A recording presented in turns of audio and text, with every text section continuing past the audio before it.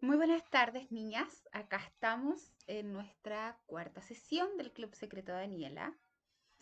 Esta temporada estamos viendo el tema basándonos en el libro Perdona lo que no puedes olvidar. Y hoy nos corresponde nuestra cuarta sesión que lleva por título ¿Cómo es posible el perdón cuando me siento así? Así que este capítulo está hecho para quienes no pudieron conectarse el día de la sesión que estuvimos en vivo o para aquellas que quieran repasar o volver a escuchar la lección que vimos la semana pasada. Así que hoy comenzamos nuestra cuarta sesión de nuestro club. ¿Cómo es posible el perdón cuando me siento así? Y voy a partir diciendo que cuando somos dañadas, nos sentimos completamente desmotivadas para hablar, pero muy motivadas para llorar. Quizás nos cuesta sacar afuera lo que sentimos, pero nos encerramos un poquito y solamente podemos llorar. Entonces, cuando estamos en esos momentos tan desmotivadas para hablar y tan motivadas para llorar, nos llegamos a preguntar, ¿quién tiene energía cuando sientes que te han vaciado la vida de una manera tan injusta? ¿Cómo se puede tener energía en esos momentos donde te han hecho daño, donde no lo estás pasando bien? Y la verdad que cuando no lo estamos pasando bien se nos nota. Y no solamente se nos nota en la mirada, los gestos, lo que hablamos, sino que se nos puede notar hasta físicamente. Porque empezamos a tener un vacío que tiene un peso sobre nosotras y eso hace que ni siquiera nos preocupemos de nuestra apariencia física, de cómo nos presentamos delante del otro. Entonces, cuando estamos mal, se nos nota, hasta en la ropa, hasta en la apariencia física. Ahora, en esos momentos, cuando estamos mal, llegamos a preguntarnos, ¿cómo puedo trabajar en el perdón cuando ni una pizca de mí siente perdonar? ¿Se acuerdan que sesiones anteriores hablábamos que el perdón no es algo de lo que siento o no siento? Van a haber días que yo me voy a levantar y voy a decir, sí, hoy día siento perdonar, no, hoy día no siento perdonar, tengo mucha rabia. Pero hemos hablado todos estos 4 capítulos con de que el perdón es un mandato de Dios, no es algo que yo sienta o no sienta. Pero cuando estamos en estos periodos de baja, eh, nos preguntamos eso, ¿cómo podemos perdonar si yo no tengo ni una pizca de sentimiento a perdonar? Entonces empezamos a pensar, yo no quiero hacer esto, puede que hoy en día sea un desastre total, pero farsante no soy, hipócrita no soy, por lo tanto, como no, puede que esté hecha un estropajo, pero como no lo siento, no lo hago. Entonces yo te pregunto, ¿quieres agregar la falta de perdón a esa lista que tenemos donde nos autocastigamos? Todas tenemos una lista donde nos exigimos mucho y por lo tanto como nos exigimos mucho, nos castigamos mucho a nosotras mismas. Entonces, ¿quieren agregarle al peso de esa lista del autocastigo la falta de perdón? Porque el no perdonar también nos hace como autocastigarnos, porque no estamos cumpliendo en obediencia a lo que Dios nos está mandando. Entonces, queremos seguir agregando peso a esa lista de autocastigo o, o quieres con todo tu corazón empezar a salir de ese pozo donde todo parece oscuro, donde todo parece sin esperanza y confuso. ¿Queremos seguir en ese pozo de la falta de perdón, del fracaso de perdonar? ¿O queremos salir de esa oscuridad, de esa falta de esperanza, de esa confusión? Cuando la vida de una persona explota y es dañada, las personas que están alrededor tuyo pueden reaccionar de diferentes formas. Muchas de las que nos rodean en nuestros momentos de dolor, nuestros momentos donde somos dañadas, van a reaccionar con compasión, con misericordia por lo que nos está pasando, pero no todas van a reaccionar de la misma forma. Quizás a muchas no les va a interesar nada de lo que estemos pasando. Ahora, ¿cómo podemos comenzar a sanar cuando no hay resolución, restitución ni reconciliación con las personas que nos han hecho daño? ¿Cómo podemos sanar si no existe eso entre yo y las personas que me hicieron daño? Entonces, cuando estamos en ese punto de saber cómo sanar si todavía no hay reconciliación, todavía no hay una restitución del daño causado, entonces, cuando llegamos a ese punto, queremos un poco de justicia, pero queremos ver nuestra justicia. Y creemos que nuestra justicia es ver que el otro sufre un poquito de lo que yo estoy sufriendo. Esa es nuestra justicia, no es la justicia de Dios. Pero nosotros queremos que ellos por lo menos sientan un poquito lo que nosotros sentimos, el dolor que nosotros sentimos. Y creemos que cuando veamos eso, entonces ahí vamos a empezar a sanar. Pero eso no es así. Porque si ocurriera el mejor de los casos, ¿ya? Imaginémonos que las personas que nos lastimaron repentinamente se arrepienten de todo corazón y admiten todo el daño que nos hicieron. Que eso pase, no se va a llevar los recuerdos de lo mal que lo pasaste. Que ellos se arrepientan, restituyan el daño, cambien quizás su forma de actitud, no te van a sanar instantáneamente y no van a evitar el dolor que ya sentiste. No te va a hacer eso volver atrás. Entonces, ¿qué debemos hacer? Debemos apartar nuestra decisión de sanar de las decisiones que hacen los demás. Mi decisión de poder sanar algo en mi vida no puede depender de las decisiones que tomen otros.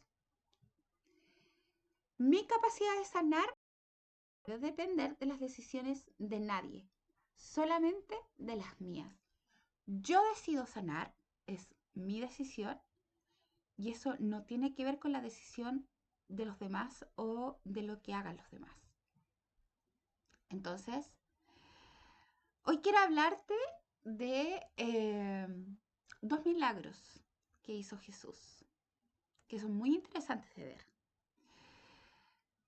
La verdad es que Jesús no realizó muchos milagros en Jerusalén misma, en el mismo Jerusalén, o al menos no fueron registrados, ¿ya? Solamente en el Evangelio de Juan se nos mencionan 2 milagros de los cuales Jesús realizó en Jerusalén. Uno fue cuando curó a un hombre inválido en el estanque de Betzata.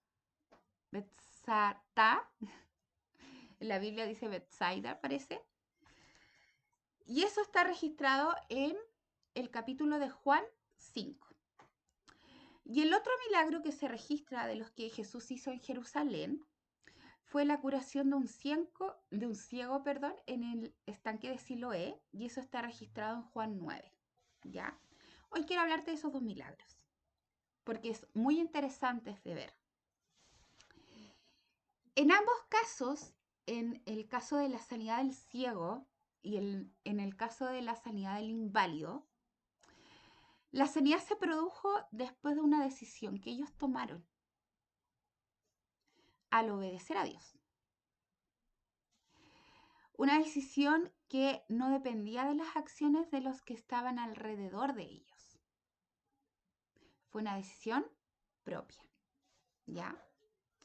Vamos a ver el caso del inválido, del inválido, el que está en Juan 5. Yo por tema de tiempo no voy a leer el capítulo 5. Te invito a que en tu casa puedas leerlo porque es una historia muy interesante. El paralítico de Betesda, perdón, dice en la Biblia, de Betesda, ¿ya? Esto se trata de que había un mito de que había un estanque que decía que pasaban los ángeles y agitaban las aguas, y la primera persona que estaba enferma y se metía a esas aguas que estaban siendo agitadas por los ángeles era sana, ¿ya?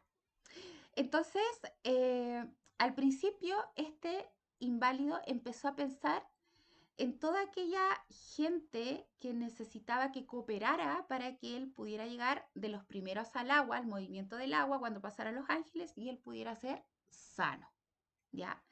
Entonces, él pensaba mucho en que necesitaba la cooperación de estas personas para que lo pudieran ayudar a llegar al estanque de los primeros, cuando los ángeles agitaban las aguas y él pudiera ser así sano, ¿ya? Entonces, cuando Jesús le pregunta, ¿quieres quedar sano? La respuesta del hombre no fue un sí, no fue de inmediato un sí. Él empezó a darle excusas a Jesús, basado en que nadie lo ayudaba a llegar al agua. Ahora, ese hombre estaba tan concentrado en que necesitaba a otros que casi se pierde lo que Jesús podía hacer por él. Entonces, esto nos desafía a muchas áreas de nuestras vidas. ¿Por qué? Porque yo estoy segura que nosotras cuando hemos sido dañadas también hemos quedado paralizadas. Y como hemos quedado paralizadas en un punto de nuestras vidas, quizás sin movernos, sin reaccionar, en shock, no sé, hemos quedado quietas en un instante, podemos entender un poquito qué es lo que sentía el paralítico, porque también hemos quedado paralíticas cuando nos han hecho daño.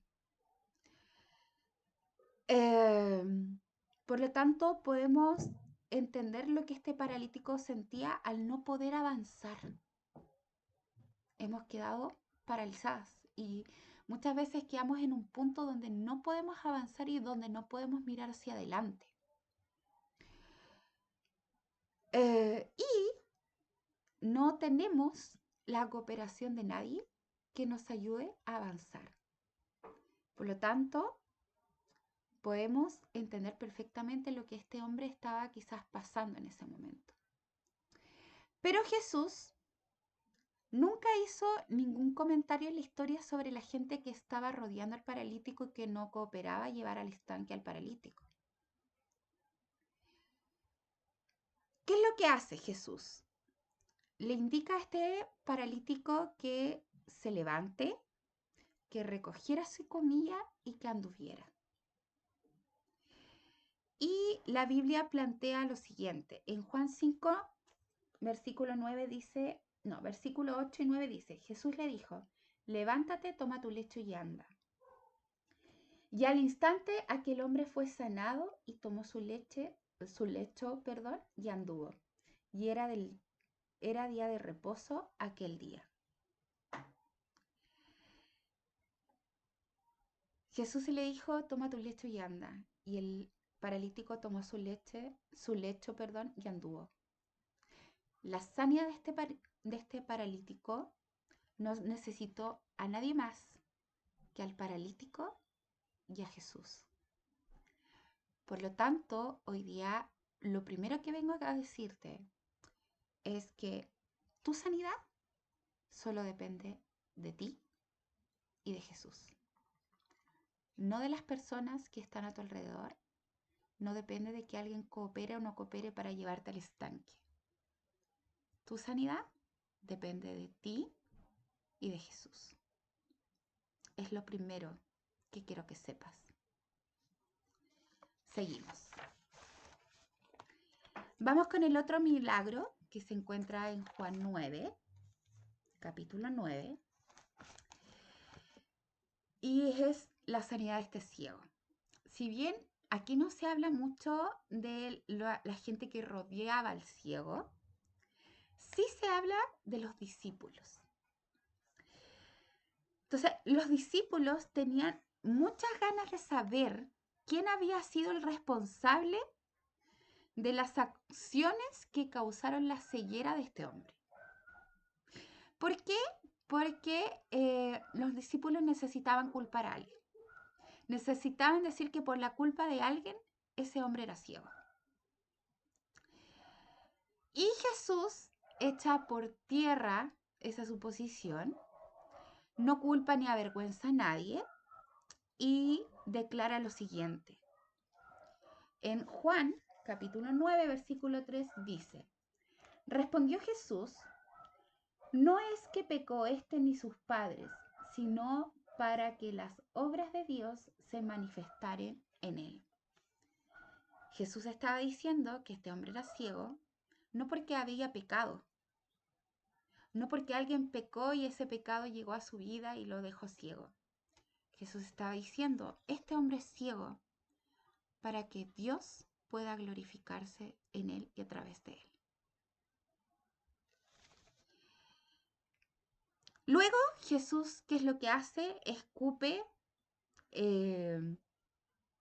¿cómo se llama? Escupe y mezcla el suelo que escupe, lo hace barro, lo unta en los ojos de este ciego y le indica que vaya a lavarse al estanque.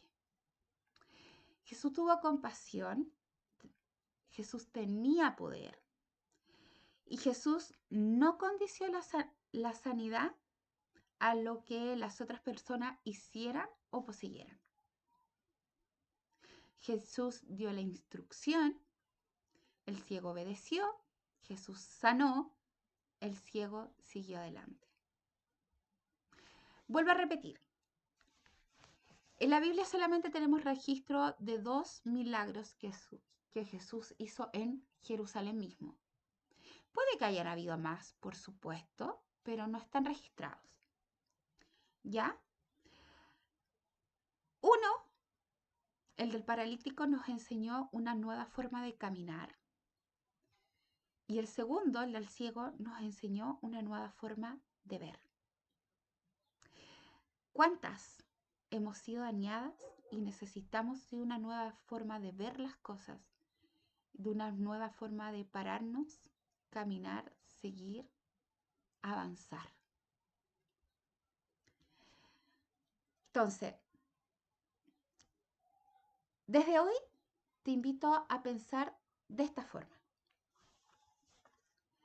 Para mí, el poder seguir adelante y ver más allá de esta oscuridad actual es entre el Señor y yo. No necesito esperar que otros hagan nada, ni esperar la culpa o la vergüenza que no le hará ningún bien a nadie. Sencillamente, debo obedecer lo que Dios me pida en este momento. Dios me ha dado una nueva forma de caminar y me ha dado una nueva forma de ver. Se trata del perdón y es hermoso. Entonces, debemos poner nuestra sanidad en las manos de Dios. Necesito centrarme en lo que podemos hacer para acercarnos a Dios en obediencia. Y lo que Él nos está pidiendo es que podamos perdonar. Es la forma que tenemos en obediencia de acercarnos a Él. Ahora, debo apartar mi sanidad del arrepentimiento o la falta de arrepentimiento por parte de los demás. Mi sanidad o mi capacidad de sanar no depende si la otra persona se arrepiente o no se arrepiente por el daño que me hizo. ¿Ya?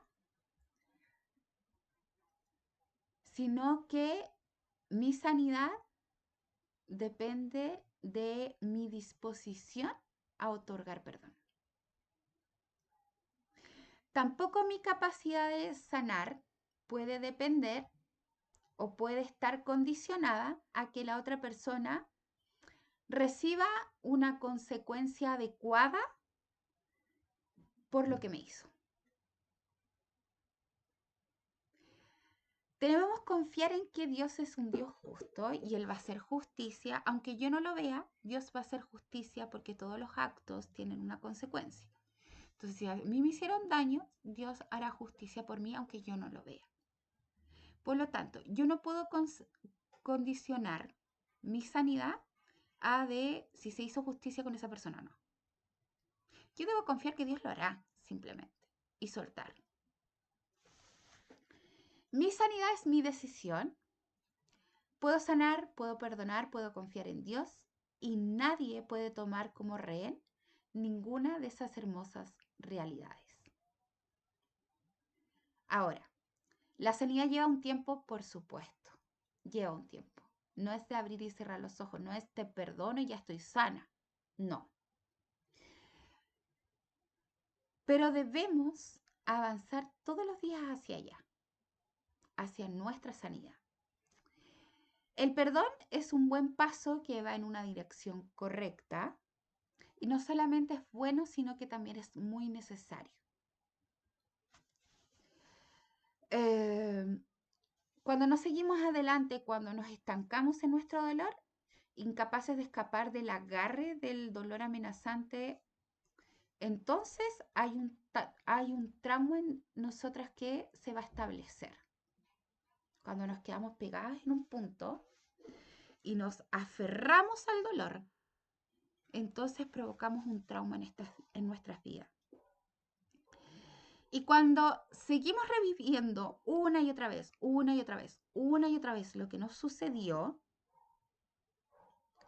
vamos a seguir experimentando el trauma como si lo estuviéramos viviendo en el mismo momento que pasó. Entonces, quiero decirte hoy día que nuestros cerebros, cuando estamos en esa constante repetición de lo que nos pasó, nuestros cerebros emiten alarmas internas y ahí nos hace sentir que ya no estamos seguros.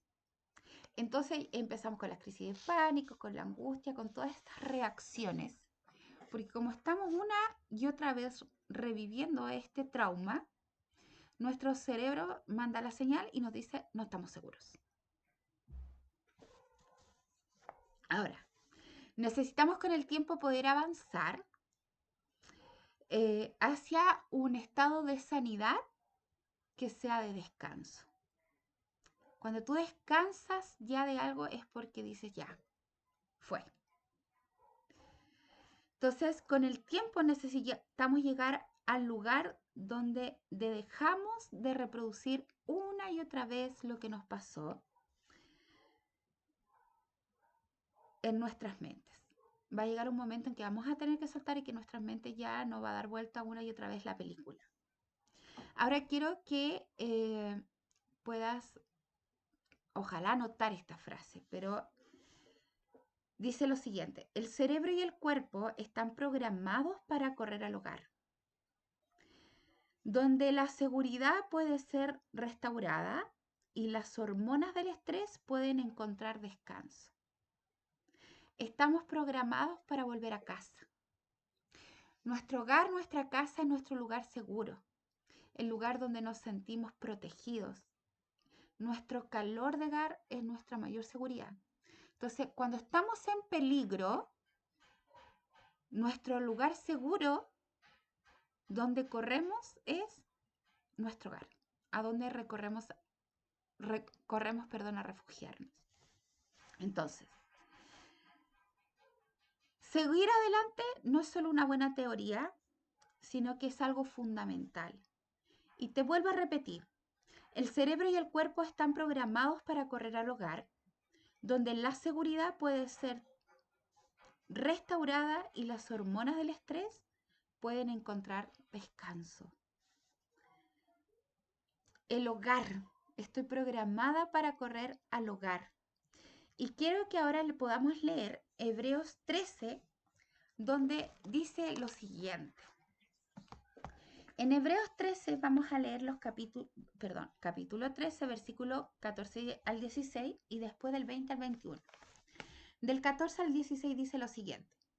Pues aquí no tenemos una ciudad permanente, sino que buscamos la ciudad venidera. Así que ofrezcamos continuamente a Dios por medio de Jesucristo un sacrificio de alabanza, es decir, el fruto de los labios que confiesan su nombre. No se olviden de hacer el bien y de compartir con otros los que tienen, porque esos son los sacrificios que agradan a Dios. Y del 20 al 21 dice, el Dios que da la paz, levantó de entre los muertos al gran pastor de las ovejas, a nuestro Señor Jesús, por la sangre del pacto eterno. Que Él los capacite en todo lo bueno para hacer su voluntad, y que por medio de Jesucristo Dios cumpla en nosotros lo que le agrada. A Él sea la gloria por los siglos de los siglos. Amén. Ahora, si bien puedo anhelar estar una eternidad algún día, no tengo por qué esperar la eternidad para poder vivir mi ciudadanía celestial. O sea, yo puedo traer el cielo a la tierra y desde hoy empezar a vivir de una manera tan misericordiosa que mis decisiones se alineen con Dios.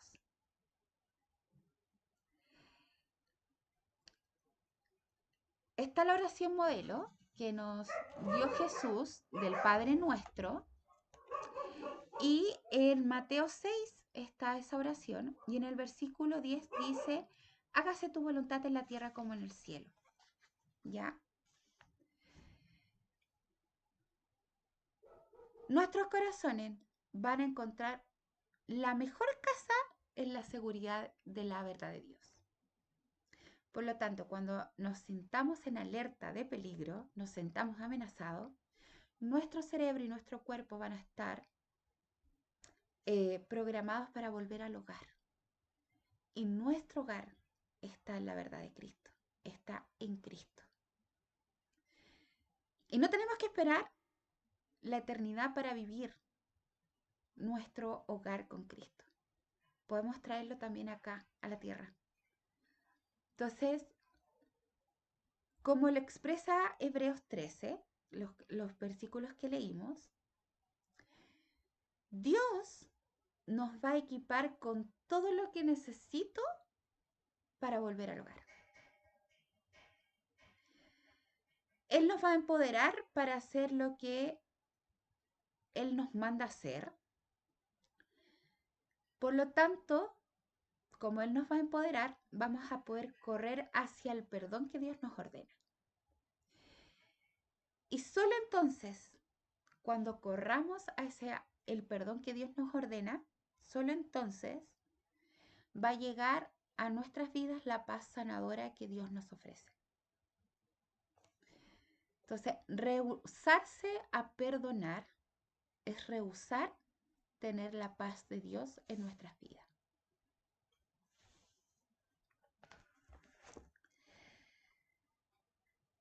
Los sentimientos heridos a veces no quieren cooperar con las instrucciones que nos da Dios. Que los sentimientos son carnales y están heridos. Y en nuestra herida no cooperamos con el perdón de Dios. Lo hemos dicho en varios capítulos, que cuando nos dañan, lo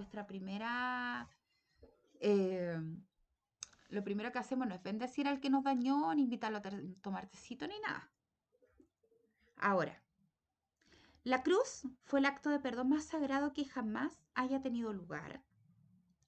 Y fue su sangre derramada por nuestros pecados el ingrediente redentor que logró un perdón que nunca podríamos haber obtenido ganado con nosotros mismos.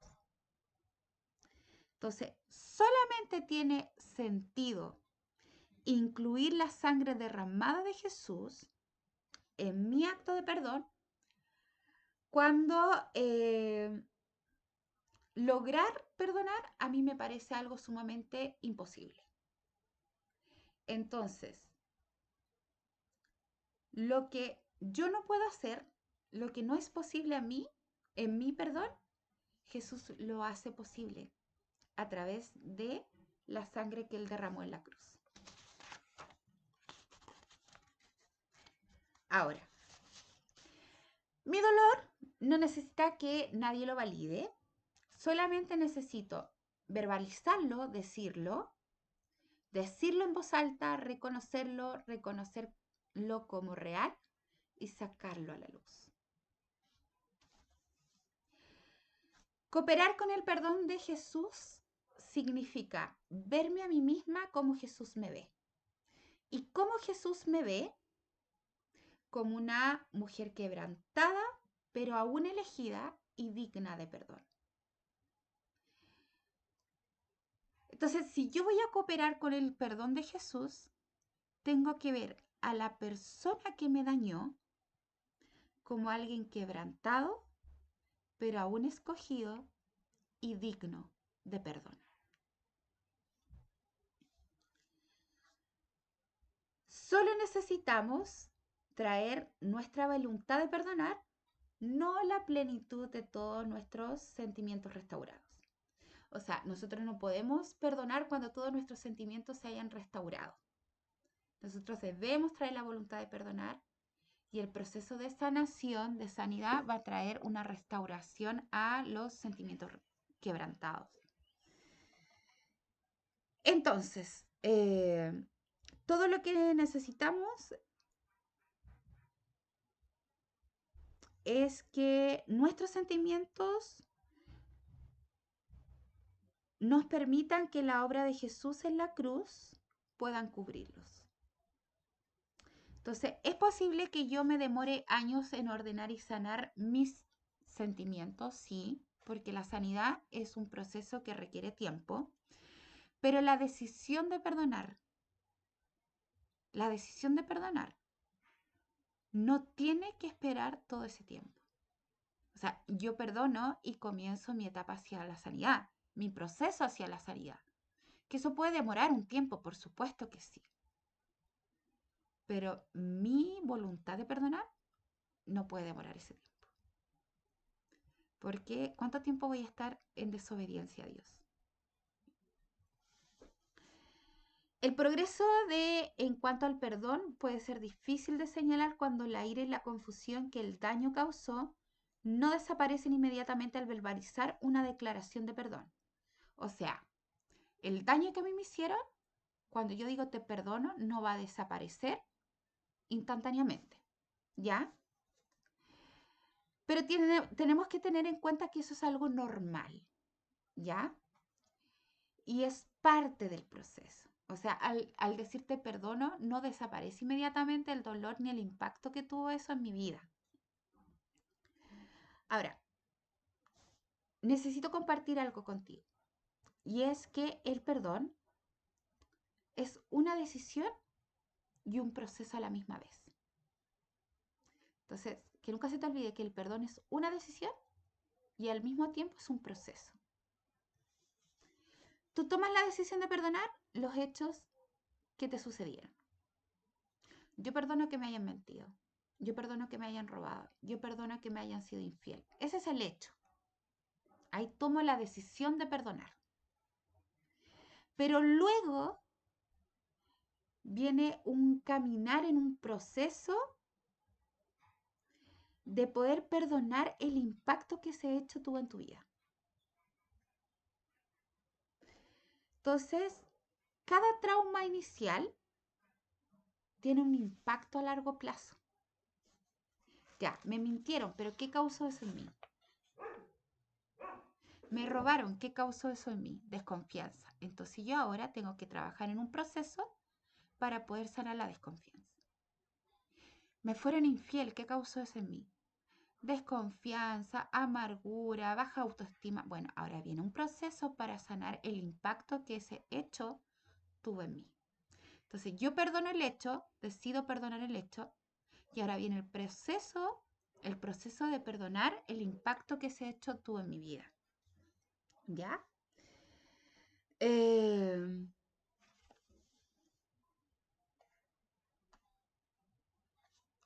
Ya. ¿Qué pasa, por ejemplo, un conductor se detiene en un semáforo, choca con otro auto y se le quiebra la pierna? Va a tener que ir a una rehabilitación, van a tener que soldar sus huesos, eh, y después va a venir todo un proceso de recuperar el movimiento de su pierna. ¿Y qué pasa si no queda con un movimiento al 100%? Queda con algunas limitaciones.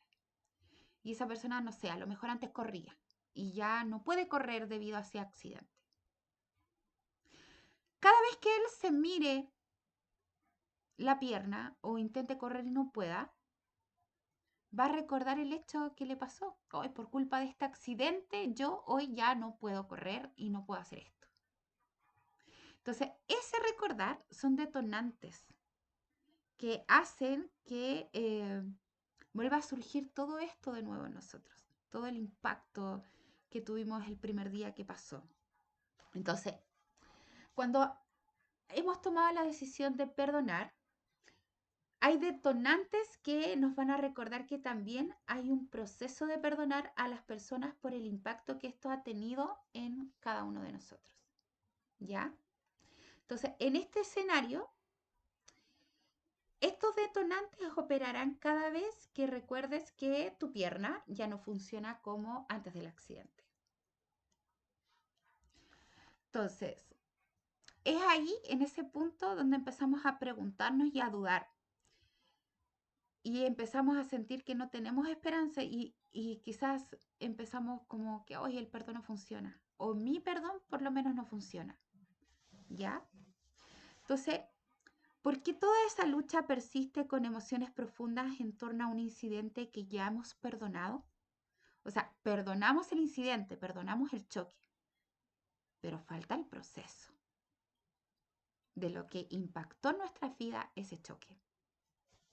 Entonces, la decisión de perdonar no enmienda todas las emociones dañadas.